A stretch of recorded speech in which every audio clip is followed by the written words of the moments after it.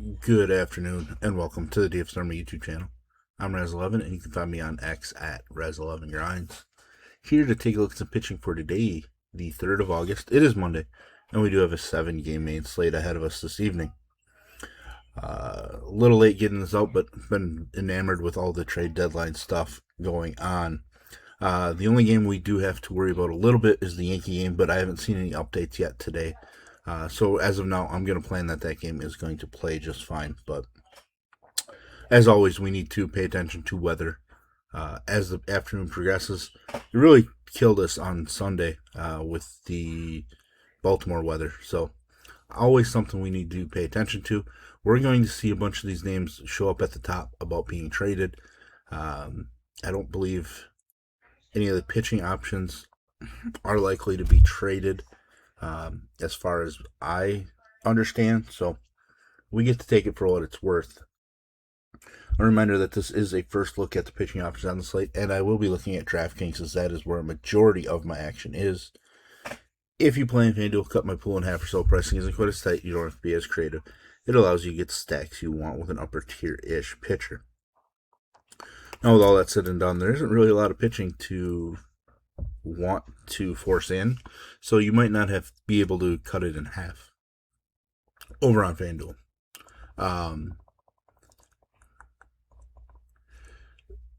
Let's just go game by game here. We'll start with the one with some maybe rain. I don't think there's a whole lot, but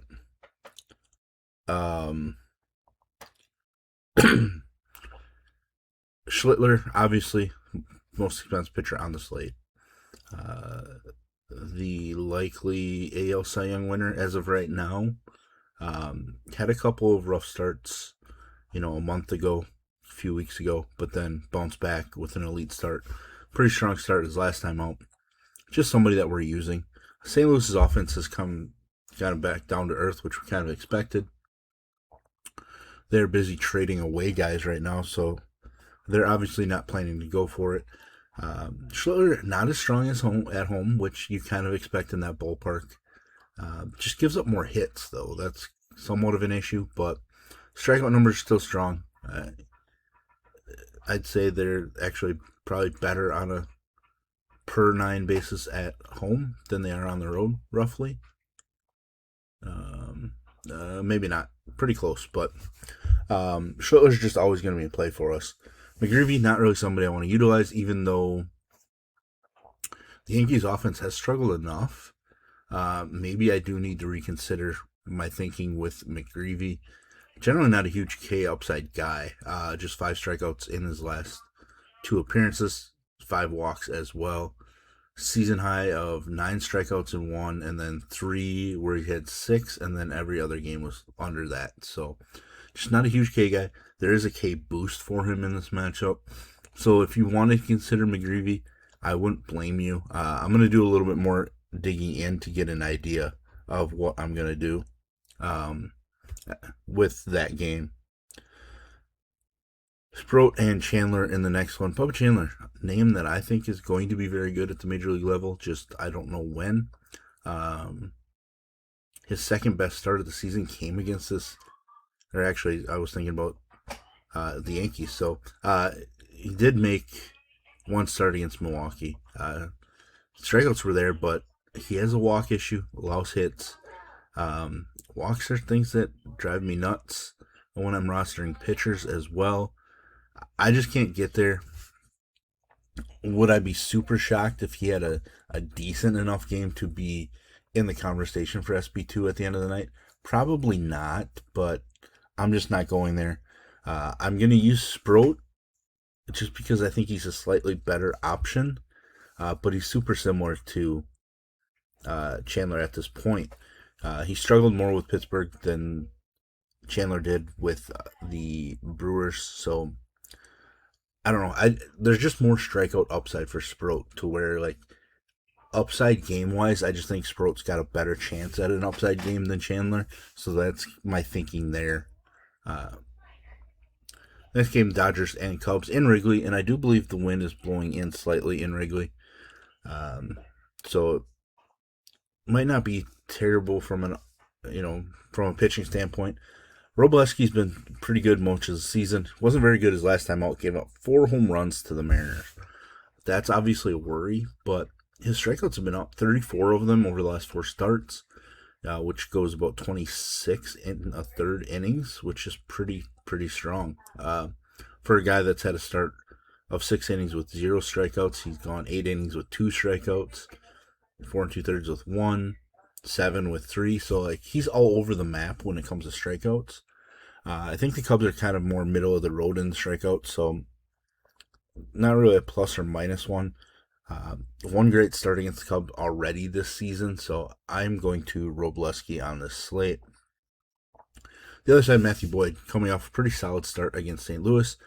The Dodgers offense just struggled against the lefties of Boston at home, so I think I am going to sprinkle in some Matthew Boyd. It does worry me. He's not some huge K guy by any means, but it's just one of those things where I think the Dodgers are just slightly weak enough against left-handed pitching that we can mix in a Boyd, especially on a slate like this where I don't have a lot of pitching that I'm enamored with.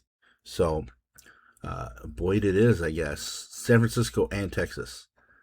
I don't think I'm getting to Cal Quantrill. Coming off of the start that he just had against Tampa Bay is somewhat eye-opening, but he did all that in 69 pitches.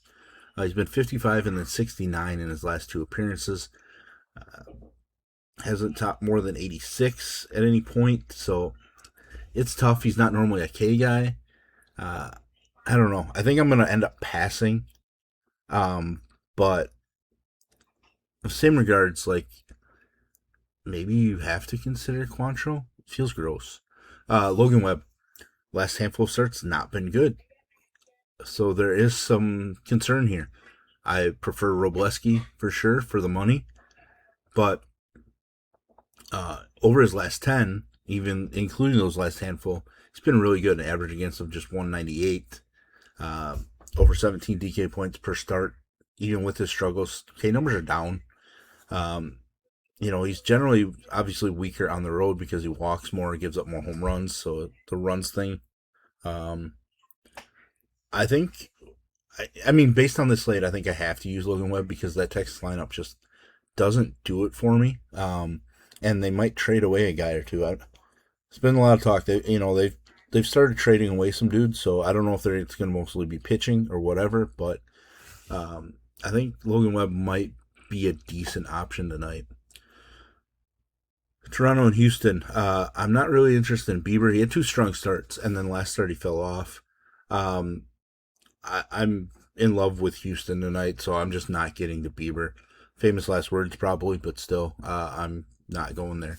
Christian Javier in his last one, 70 pitches, 5 innings, really, really strong. Now, it was the Angels. We do know they strike out a ton. I'm a little interested here. I kind of want to see what Toronto does at the deadline.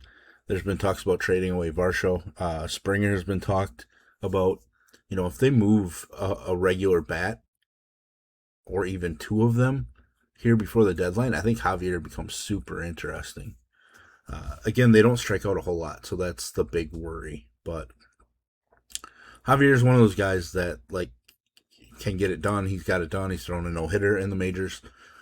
He's an arm that can get there. So I think Javier is one of those sneaky include in your pool pitchers on this slate. Tampa Bay, Colorado. I'm not using Lorenzen. I don't care. I realize Tampa Bay's offense, for the most part, has been kind of cold over the last week or 10 days or so. I'm just not using Lorenzen against Tampa Bay. Now, Ian Seymour, I am very interested in this spot.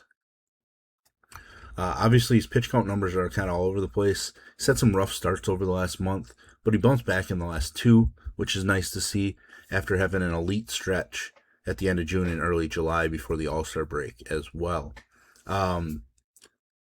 The big thing for me is the fact that he is a pretty heavy reverse splits pitcher as a left-handed pitcher. We generally don't get a ton of those. So that's a super intriguing metric that I'm looking at.